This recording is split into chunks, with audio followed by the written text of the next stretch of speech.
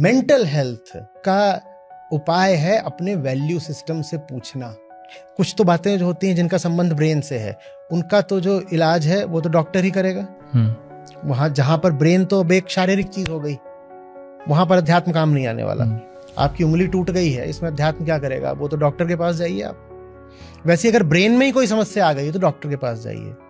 पर जहां तक माइंड की बात है, तो माइंड तो एक सूक्ष्म सटल चीज होता है, उस पर दवाई का सीधा असर हो ये जरूरी नहीं है। वहां तो पूछना पड़ेगा कि मैं जो हूं, मैं वैल्यू किस बात को कर रहा हूं। कहीं ऐसा तो नहीं कि मैं पास्ट के अपने ट्रॉमा को इसलिए वैल्यू कर रहा हूं क्योंकि मुझे आज विक्टिम बन के कॉम्पेंसेशन लेना है।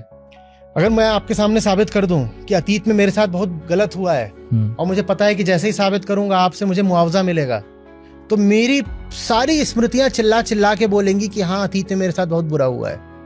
कहीं ऐसा तो नहीं कि मैं अतीत की बात सिर्फ इसलिए याद रख रहा हूं क्योंकि मैं आज मुआवजा वसूलना चाहता हूं। मुझे सब पूछना पड़ेगा अपने आप से, और फिर यह घोषणा करनी पड़ेगी कि कोई भी मुआवजा मौज से बड़ा नहीं हो सकता। क्योंकि मुआवजे के लिए आपको क्या बनना पड़ता है? विक्टिम।